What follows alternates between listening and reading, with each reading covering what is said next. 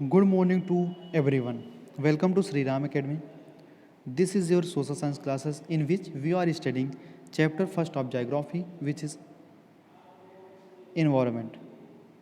अभी तक हमने प्रीवियस क्लासेस में कुछ चीज़ें कवर की, जैसे इन्वायरमेंट क्या है, उसके जो कंपोनेंट्स क्या क्या हैं, उसके बाद लिथोस्फीयर, हाइड्रोस्फीयर, एटमॉस्फेयर और बायोस्फीयर क्या क्या चीज़ें हैं। उसके बाद जो हम नेक्स्ट टॉपिक कवर करने जा रहे हैं वो है व्हाट इज़ इकोसिस्टम। इकोसिस्टम क्या है, व्हाट इज़ इकोसिस्टम। तो हम अपनी क्लास स्टार्ट करते हैं। At an NCC camp that Rabi class was attending, Jessy exclaimed, what a heavy downpour, it reminds me of my home in Kerala. You should come and see how it pours and pours and pours over the lush grass field and coconut plantation. अब रवि क्या है, एक NCC camp attend करता है जिस पे वो क्या देखता है, what a heavy downpour. Downpour मतलब भारी वर्षा, हैवी रेनफॉल को हम क्या बोलते हैं, डाउनपोर। तो क्या बोलता है कि कितनी ज़्यादा रेनफॉल हो रही है।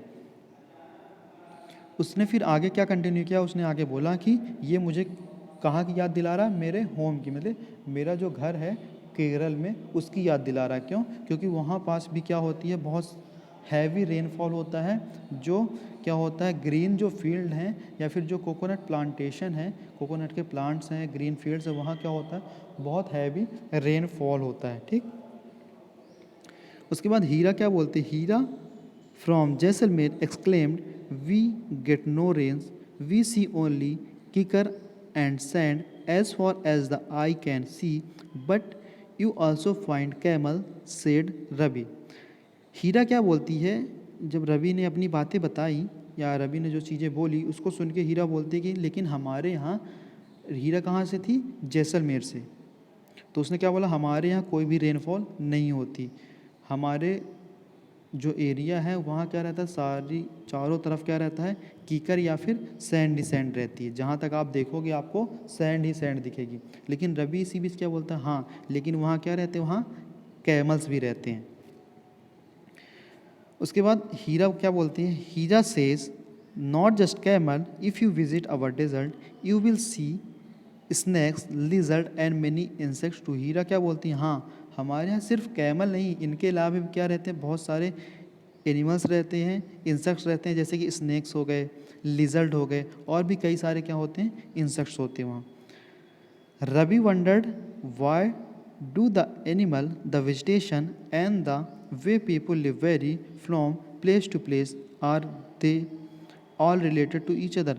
अब रवि क्या बोलता है, रवि को सोचता है कि ऐसा क्यों है कि जैसे हम एक जगह से दूसरे जगह में जाते हैं तो लोग, वहाँ के जानवर, वहाँ का क्लाइमेट, सारी चीज़ें क्या हो जाती, चेंज हो जाती। जैसे आप अगर बात करो इंडिया की, तो आप नॉर्थ में जाओगे तो आपको क्लाइमेट अलग मिलेगा, वहाँ का लैंडफॉर्म का स्ट्रक्चर अलग मिलेगा, लोग अलग मिलेंगे।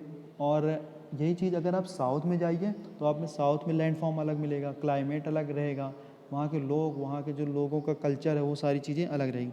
तो रवि क्या सोचता है कि ऐसा क्यों है कि हर जगह क्या है, चीज़ें अलग अलग है, हर एक प्लेस में चीज़ें क्या हैं, अलग हैं।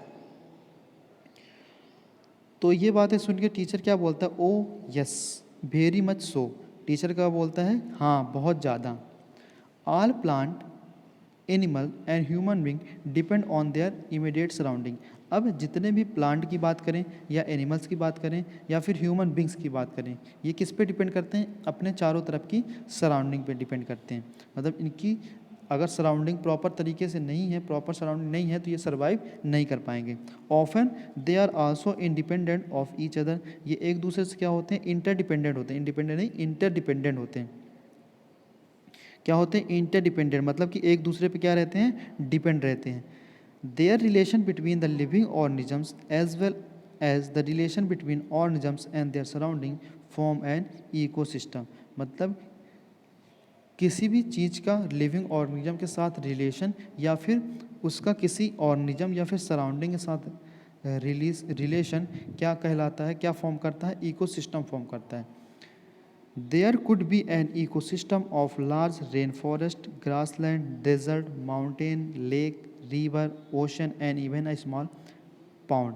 मतलब हर एक जगह का, हर एक एरिया का क्या होता है, अपना एक इकोसिस्टम होता है। जैसे हम बात करें या तो रेन फॉरेस्ट की बात करें, या फिर किसी ग्रास लैंड की बात करें, या फिर किसी नदी की बात करें, ओशन की बात करें, हर एक एरिया का पर्टिकुलर क्या होगा, अपना एक इकोसिस्टम होगा।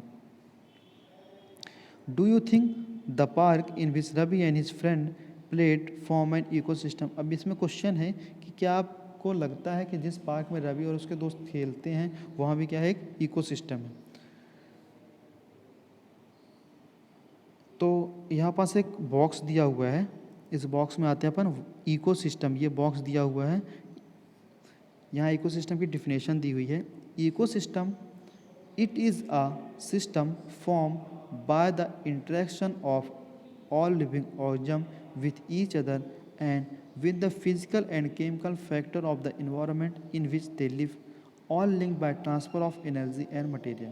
इकोसिस्टम क्या है? ये किसी भी चीज़ का, लिविंग थिंग के साथ इंटरेक्शन या फिर इन्वायरमेंट के फिजिकल और केमिकल फैक्टर के साथ इन्वायरमेंट जहाँ वो रह रहे हैं, और ये सारी चीज़ें क्या होती हैं, ये सारी चीज़ें एक दूसरे से लिंक रहती हैं। किसके थ्रू? एनर्जी और मटेरियल के ट्रांसफ़र के थ्रू।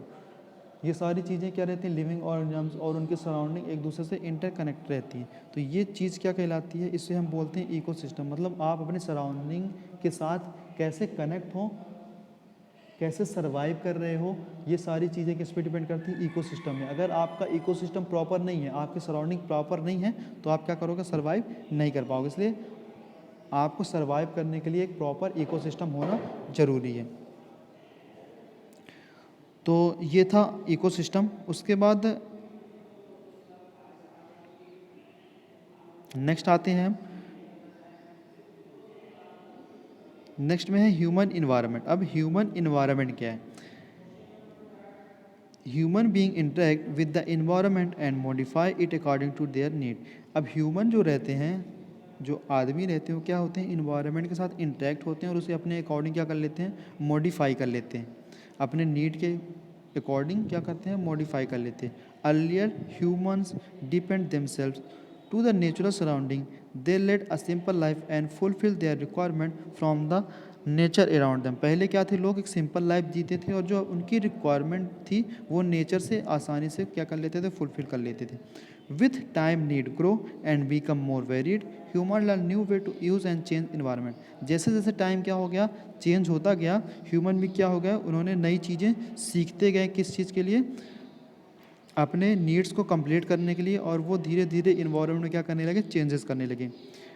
हम ये this line we are reading this line, they learn to grow crop. उन्होंने क्या सीखा? क्रॉप ग्रो करना। डोमेस्टिकेट एनिमल्स, जानवरों को पालना। And led a settle life, और एक सेटल लाइफ जीना। The wheel was inverted, surplus food was produced, barter system emerged, trade started and commerce developed। क्या हुआ? चक्के आए, व्हील डेवलप हुआ। पहले क्या थे? व्हील्स वगैरह नहीं थे, पहले कुछ चीज़ें नहीं थी। मतलब आप अगर बोलें तो पहले हमारे पास कोई भी चीज़ें नहीं थी, सारी चीज़ें हमें इन्वायरमेंट से मिलती थी। खाना मिलता था, हम उसे खाते थे, बस इतने में हम क्या करते थे? सर्वाइव करते थे। धीरे धीरे क्या हुआ? व्हील का इन्वेंशन हुआ, नए नए फूड प्रोड्यूस हुए, नए नए चीज़ें आई खाने के लिए। बार्टर सिस्टम इमर्ज हुआ, ट्रेड स्टार्ट हुआ, मतलब व्यापार स्टार्ट हुआ। और धीरे धीरे क्या हुआ? कॉमर्शियल चीज़ें डेवलप हुई। कॉमर्शियल चीज़ें मतलब कॉमर्स मतलब प्रोड्यूस, मतलब जो चीज़ें जिनका हम खरीद सकें या बेच सकें, ये सब कॉमर्शियल चीज़ें।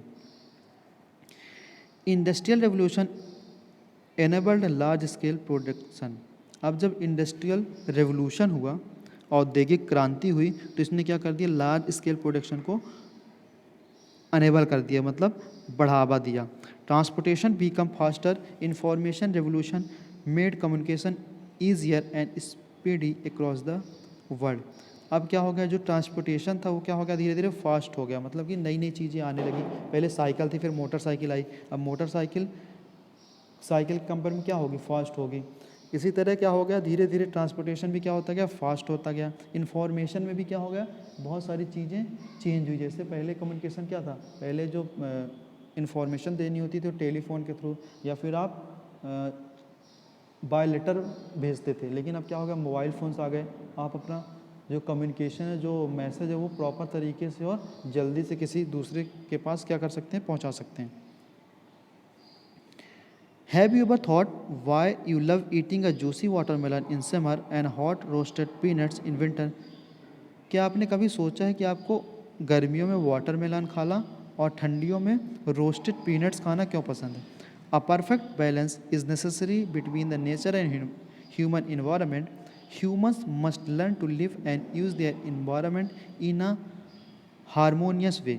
क्या होता है कि जो ह्यूमन है और उनके बीच में जो नेचर के बीच कनेक्शन है, ह्यूमन और नेचर के बीच जो कनेक्शन है, वो क्या होना चाहिए, उसमें प्रॉपर बैलेंस होना चाहिए। ह्यूमन ने बहुत सारी चीज़ें क्या हो गई, लाइफ जीने के लिए, लाइफ सर्वाइव करने के लिए ह्यूमन ने बहुत सारी चीज़ें सीखी और उनको क्या बना लिया, एक सिंपल बना लिया। और ये इन्वायरमेंट को एक हारमोनियस तरीके से क्या कर रहे हैं, यूज कर रहे हैं। उसके बाद एक नीचे लाइन दी हुई है लास्ट पैराग्राफ में, Noori a girl from Mizoram from Ravi class often talk about the lush green surrounding at her place. एक नूरी गर्ल है जो रवि की क्लास में पढ़ती है, जो कहाँ से है, मिज़ोरम से। वो क्या हमेशा बात करती है, लस ग्रीन सराउंडिंग, मतलब ग्रीन सराउंडिंग की बात करती है। उसकी जगह में जहाँ वो रहती है वहाँ हमेशा क्या रहती है, ग्रीन सराउंडिंग्स रहती हैं। Seeing Ravi upset at having lost his playground, Noori invited him to visit her home state during the coming vacation. अब नूरी ने क्या देखा था कि जो रवि है वो क्या है, अपसेट है। किस कारण अपसेट था कि रवि को पता चला कि उसके बगल में जो ग्राउंड है वहाँ क्या बन रही, नई बिल्डिंग बन रही है, जिसके कारण उसका ग्राउंड क्या होगा, उससे छीन लिया गया। तो नूरी क्या करती है, उसे इन्वाइट करती कि आप आइए मेरे होम टाउन में और वहाँ विजिट करिए। Ravi teacher asked the student to draw the landscape, house and activity of the people and place they visited during the holiday.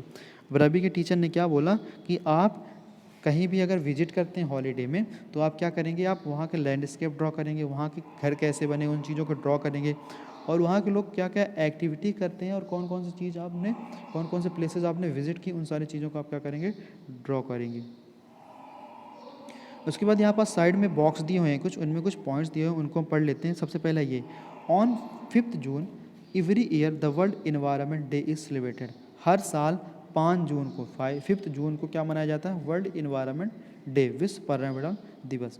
उसके बाद सेकंड दिया हुआ है बॉक्स, उसमें लिखा है बार्टर सिस्टम। बार्टर सिस्टम क्या होता है, it is a trade in which good are exchange without the use of money. Barter system मतलब कि ऐसा ट्रेड जिसमें आपको कोई चीज़ खरीदने के लिए पैसे नहीं देने होते। मतलब अगर मेरे पास गेहूं है और किसी सामने वाले के पास चावल है, तो मैंने उसे क्या किया, गेहूं दिया और उससे क्या किया, चावल ले लिया। मतलब हम बार्टर सिस्टम में थिंग्स के बदले क्या लेते हैं, थिंग्स लेते हैं। हमने उसे कोई सामान दिया तो वो भी हमें क्या देगा, कोई सामान देगा। तो ये क्या था, पहले बार्टर सिस्टम चलता था। तो ये हमारा क्या हो गया, ये हमारा चैप्टर ओवर हो गया है। आई होप आप सभी को चैप्टर अच्छा लगा होगा और सारी चीज़ें आपको प्रॉपर तरीके से समझ में आई होगी। So thank you and have a nice day.